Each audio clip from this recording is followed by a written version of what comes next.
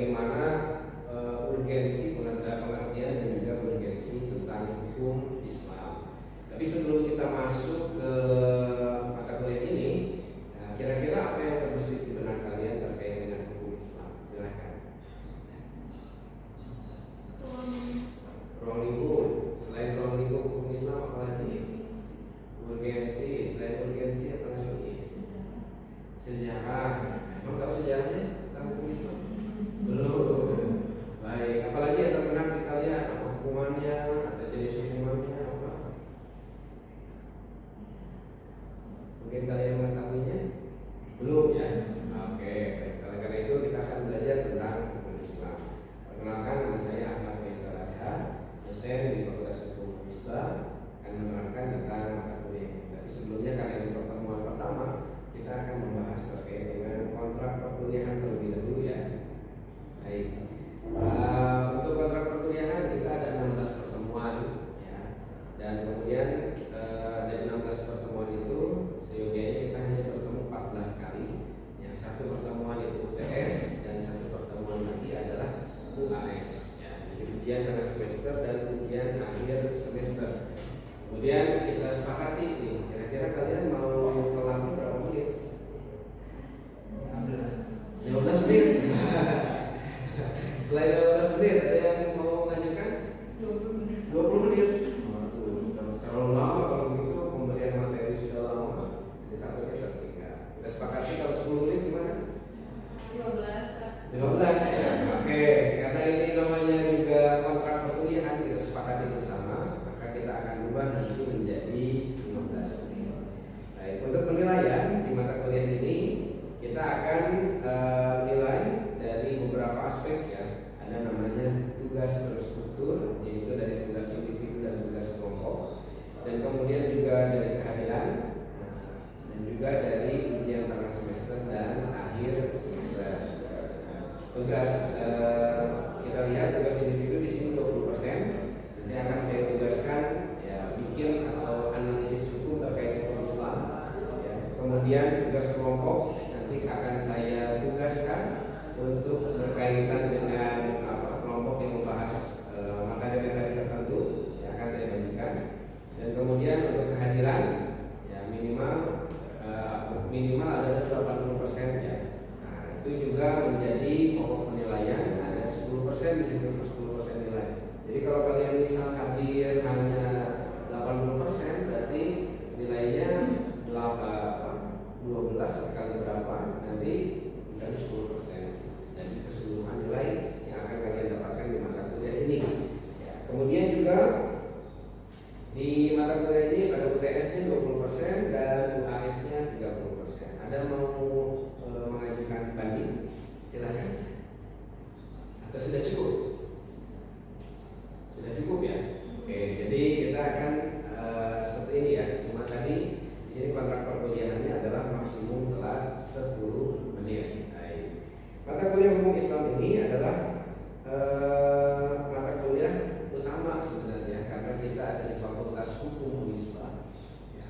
Di Fakultas Hukum, walaupun di Fakultas Hukum yang lain hukum Islam menjadi bahasan juga, tapi kalau kita di Unisba, di Universitas Islam Bandung, core-nya, intinya itu adalah sebenarnya terkait dengan hukum Islam. Kalian mahasiswa akan ditanya oleh orang tua atau orang-orang terdekat, karena kalian kuliah di Fakultas Hukum pasti ditanya, apa sih hukumannya ini dalam hukum Islam, bisa benar atau tidak? Kemudian hukum Islam itu ngatur apa aja sih? Itu juga kalau kalian sebagai mahasiswa Fakultas Hukum Unisba, ya harusnya bisa menerangkan tentang hal-hal tersebut.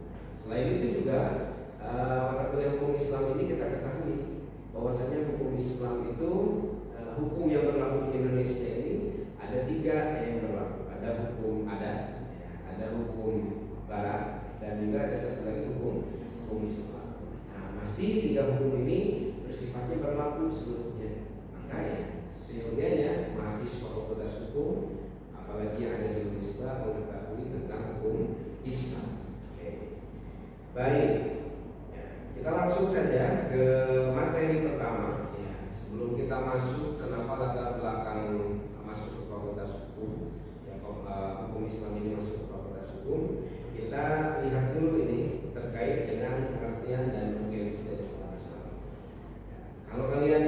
HT terkait dengan kata-kata hukum Islam.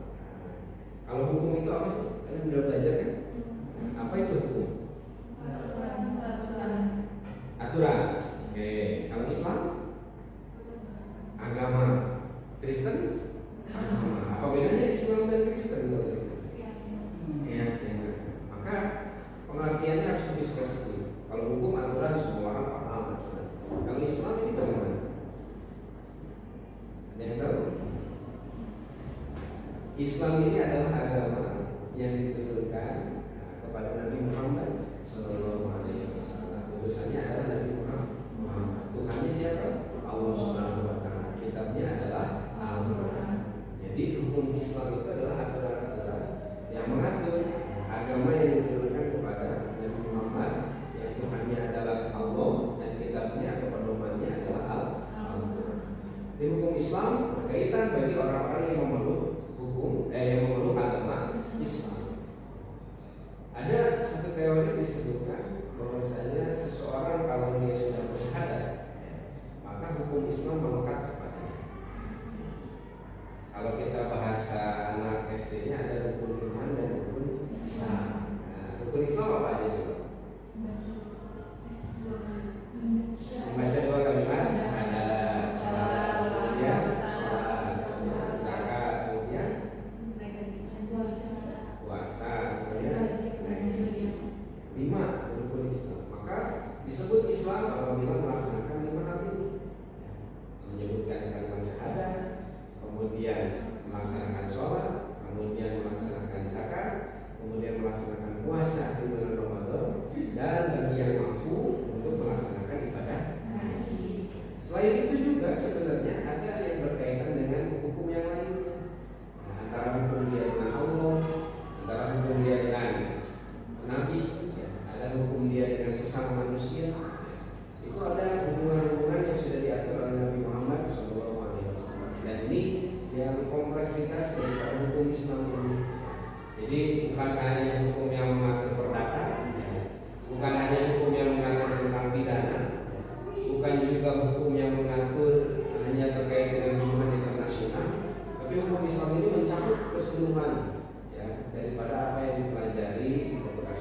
Oleh karena itu SKS-nya untuk hukum Islam ini adalah 3 SKS, beda dengan hukum-hukum yang lain ya. Sama, kurang lebih sama dengan hukum acara ya, karena sangat kompleksnya, sangat luas bahasannya, dan itulah yang dinamakan dengan hukum Islam. Tapi intinya kalian harus tahu hukum Islam itu adalah hukum-hukum atau aturan-aturan yang mengatur tentang apa-apa yang ada dalam agama Islam, baik itu hubungannya dengan pribadi atau hubungannya dengan orang lain. Oke, sampai di sini ada yang mau ditanyakan? Cukup jelas? Mau tanya? Enggak? Oke, ya cukup jelas ya. Baik, kita lanjut.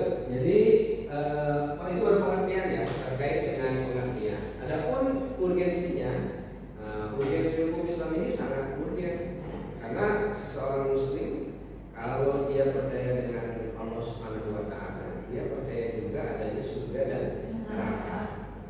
Tingkat paling dasar ketika seseorang ingin mengetahui hukum itu adalah supaya bisa selamat. Selamat dari apa? Dari siksa api neraka. Dan juga bagaimana supaya bisa masuk surga. Maka harus tahu hukum-hukum Islam itu. Karena kalau tidak tahu hukumnya, bahaya. Sekarang misal contohnya ada minuman-minuman yang asalnya beralkohol tapi jadi non alkohol.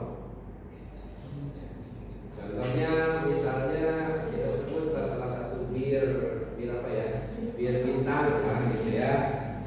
Ada yang alkohol full, ada juga yang alkoholnya itu 0%. Kira-kira menurut kalian hukumnya gimana nih? Boleh nggak kalau kita minum yang bir bintang tapi 0 alkohol? Boleh. Nggak boleh. Kenapa nggak boleh? Dasarnya memabukkan. Emang kan 0 alkohol, nggak ada memabukkannya. Kalau banyak mabuk kan 0%. Dilihatnya dari mana ya? Oh, dari rasanya. Dari rasa bau. Rasa sekarang ada esen bisa aja ya.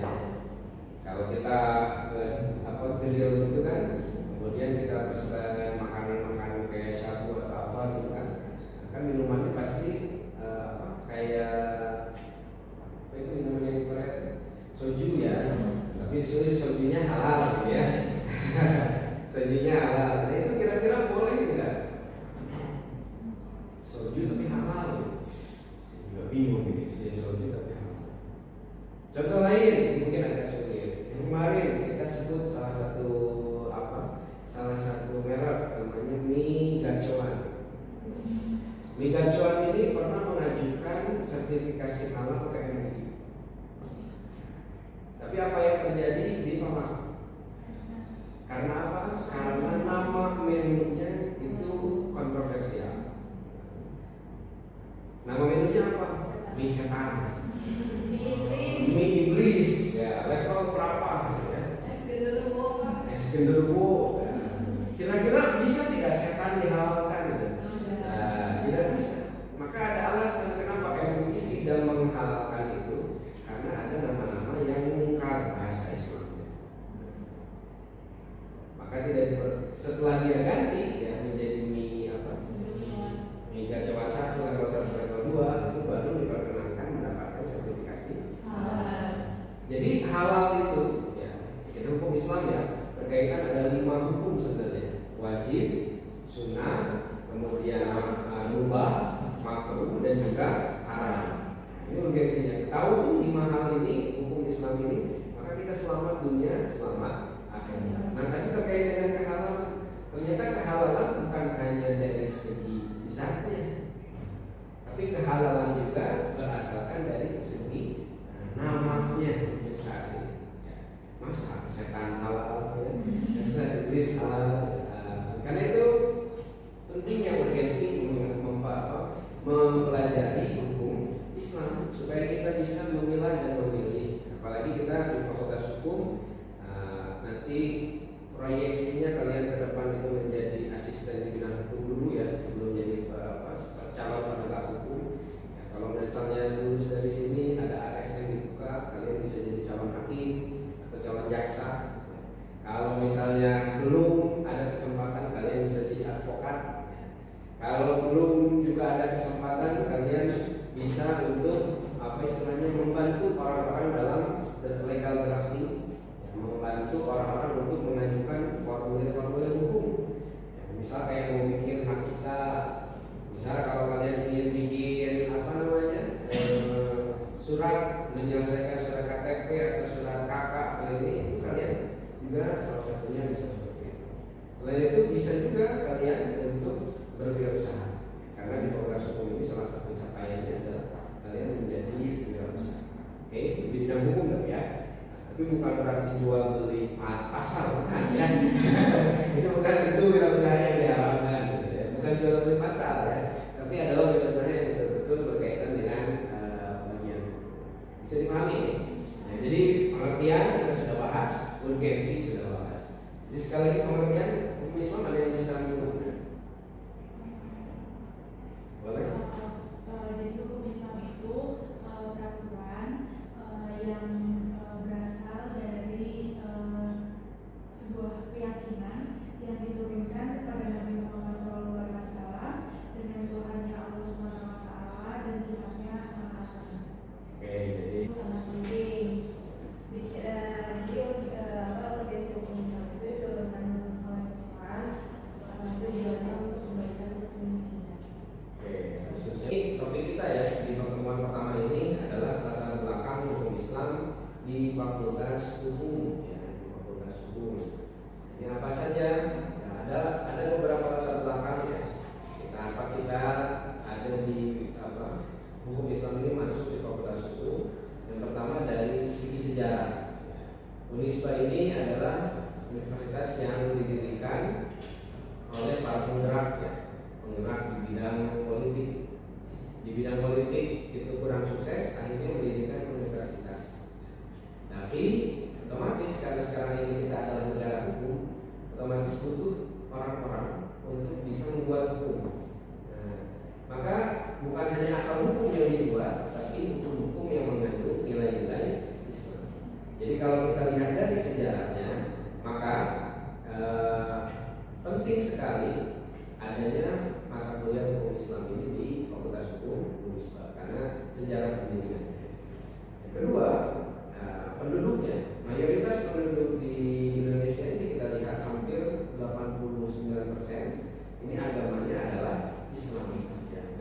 330 juta penduduk Indonesia, 220 ini adalah penduduknya muslim. 270 ya, 260, 270 jutanya itu adalah muslim. Maka ya, otomatis hukum Islam harus kita kuasai, dan juga nilai-nilai bisa kita masukkan ke hukum-hukum yang ada di Indonesia.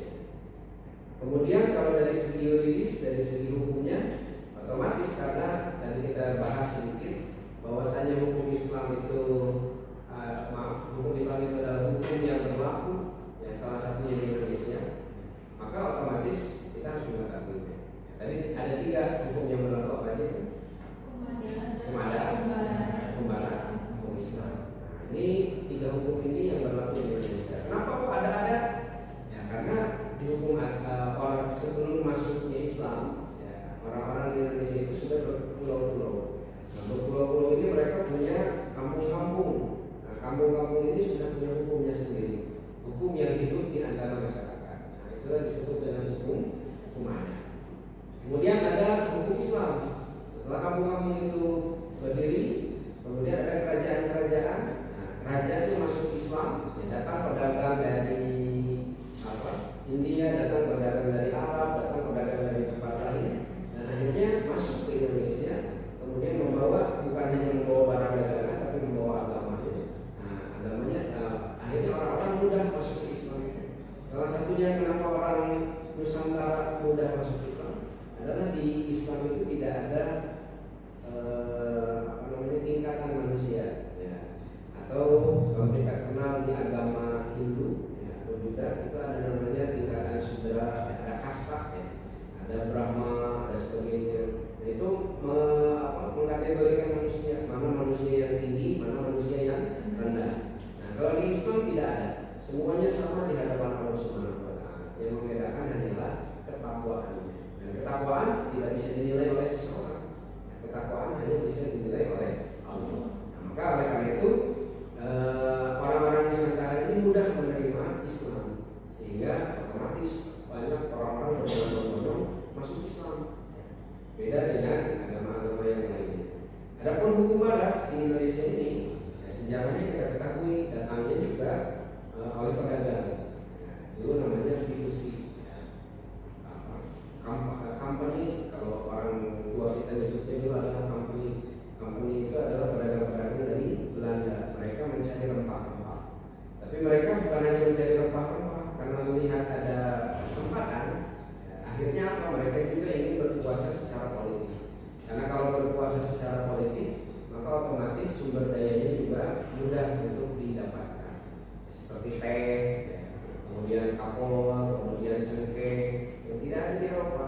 Lada, bukan lada ini, lada teh merica, ya, merica, kemudian bawang, itu juga sangat sulit kalau di yang tempat lain. Di Indonesia sangat subur. Maka mereka awalnya tertarik dengan itu, awalnya berdagang, lama-lama ingin menguasai. Nah, menguasai ini akhirnya kerajaan pula. Nah, karena mereka punya meriam, punya alat perang yang lebih canggih daripada orang yang ada di Indonesia, akhirnya orang-orang juga berkongsi lah dengan orang-orang Belanda. Lama kelamaan, nah, kitanya di politik adu domba. Akhirnya yang menang mereka, dan mereka berkuasa. Bahasanya menjajah, ya, Nusantara. Nah, menjajah ini bukan hanya menjajah secara barangnya, tapi menjajah dengan hukumnya juga. Akhirnya hukum adat dikesampingkan, hukum Islam apalagi dikesampingkan. Mereka menggunakan hukum yang mereka punya, yaitu disebut dengan hukum barat. Inilah sejarahnya secara yuridis. Maka karena Indonesia ini tadi dibangun oleh 3 peradaban ini, ya, peradaban Nusantara, peradaban Islam, kerajaan-kerajaan Islam, dan peradaban ketika dijajah. Nah, hukum yang masih berlaku adalah 3 hukum ini. Nah, kemudian secara konstitusi kita ini disebut dengan negara hukum. Negara hukum, dan kalau kita lihat apa asal mulanya, ya, tentang konstitusi negara ini ada kalimat-kalimat Islamnya, tapi dihapus untuk menghormati kaum agama-agama yang lain. Karena disebutkan bahkan ada yang mau pecah dari Indonesia, seperti orang-orang Manado, orang-orang yang ada di Papua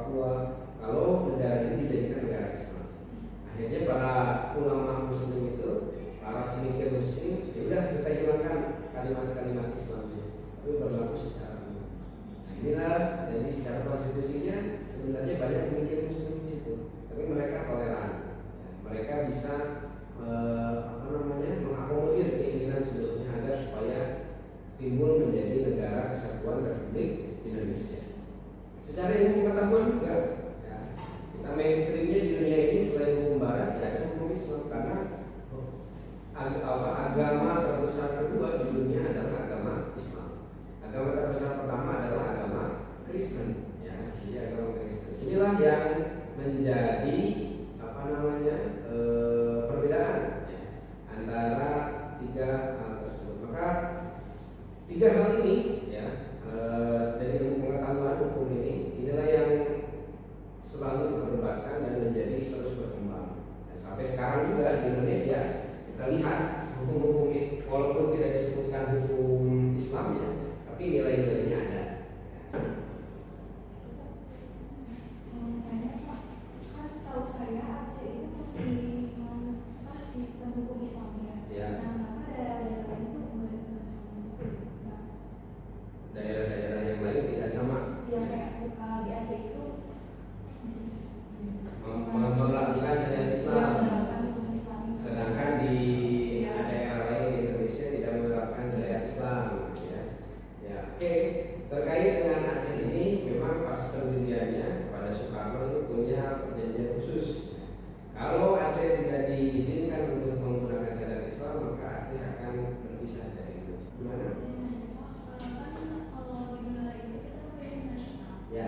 Kalau kedudukan hukum Islam di negara Indonesia gimana? Kedudukan hukum Islam di negara Indonesia menjadi salah satu sumber hukum, menjadi salah satu sumber hukum dan juga menjadi hukum yang legal resmi. Seperti utamanya masih dalam hal perdata, ya, pernikahan, perceraian, waris. Kalau di agama lain tidak ada waris. Jadi saya akan menceritakan sejarahnya juga maksudnya Islam itu kan. Karena saya juga membaca buku salah satu sejarah masuk Islam. Karena memang Islam itu kan ibaratnya air kan. Jadi dia tuh mampu merampas ke bangsa Indonesia, kemudian dia mampu menjadi penyejuk, penyegar dan pemberi warna ke berbangsa dan bernegara. Karena memang Islam ini bukan datang kayaknya tamu yang tiba-tiba datang gitu kan Pak. Islam itu kan memang mempunyai data. Islam itu datang melalui perkenalan yang sangat panjang gitu. Ia juga mampu membentuk seorang wali songo kan. Seorang wali songo ini kan mampu mengislamisasi Pulau Jawa yang dimana pada abad ke-16 atau dan 17 itu kalau nggak salah dia mampu mengislamisasi Pulau Jawa yang didominasi oleh agama Hindu dan Buddha. Jadi kalau bicara Islam itu mungkin tidak cukup kan jika Islam sebenarnya. Karena memang saya sendiri, ya, di bidang hukum Islam, saya dari S1 hukum Islam, S2 hukum Islam, S3 hukum Islam. Tapi saya masih merasa kurang. Ini saya pergi ke Mesir. Di Mesir saya belajar lagi dan itu juga masih kurang. Jadi hukum Islam itu sangat luas dan fleksibel. Ada satu kaidahnya disebutkan al-Islamu yasduru li kulli zaman wa makan. Islam itu akan bisa fleksibel dan bisa menyesuaikan di setiap waktu dan di setiap masa. Jadi oleh karena itu kita harus mengetahui pelajaran-pelajaran dalam hukum Islam. Jadi kita baru belajar tentang latar belakang. Insya Allah kita minggu depan akan belajar tentang ruang lingkup, akan belajar tentang salah kaprah terhadap Islam, ya. Akan belajar juga tentang hal-hal lain. Oke.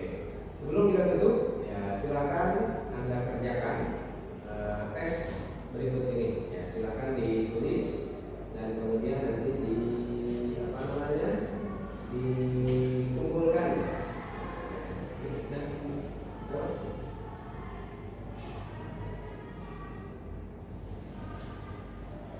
Apa itu hukum Islam, apa urgensinya, dan apa latar belakang hukum Islam dipelajari di fakultas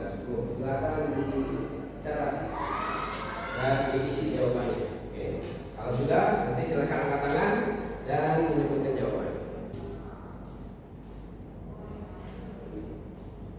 Sembari saya absen ya untuk kelas ini, Putri Naima, kemudian Amia, Izul Akbar, Hanum. Oke, ini dua lagi siapa yang namanya? Sekarang. Jadi ya semuanya ya. Terima kasih. Sudah? Silakan.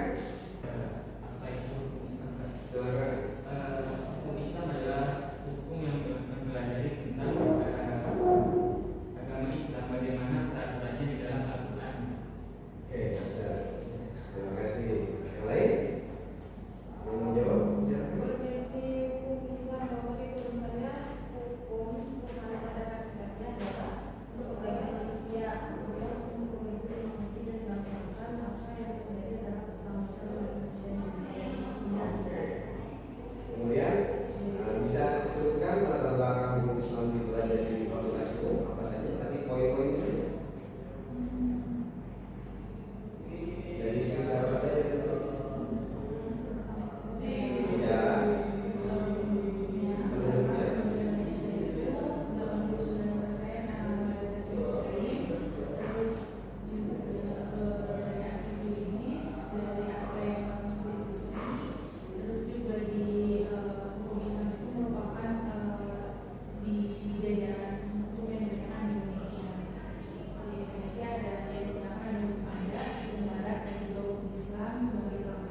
Baik, terima kasih ya. Jadi alhamdulillah untuk pertemuan kali ini kita cukupkan saja ya. Nanti untuk pertemuan depan silakan kalian baca ya terkait hal-hal ini ya, salah paham terhadap Islam. Ada yang mengatakan Islam itu agama yang kaku, terus Islam agama yang tidak toleran, betulkah itu? Kemudian hukum Islam tidak sesuai dengan HAM. Ini banyak salah paham terhadap hukum Islam. Nah, kita akan bahas nanti. Kalau kalian punya isu-isu terkait ini, silakan dibawa. Juga untuk 2 minggu ke depan silakan kalian baca yang terkait dengan syariah.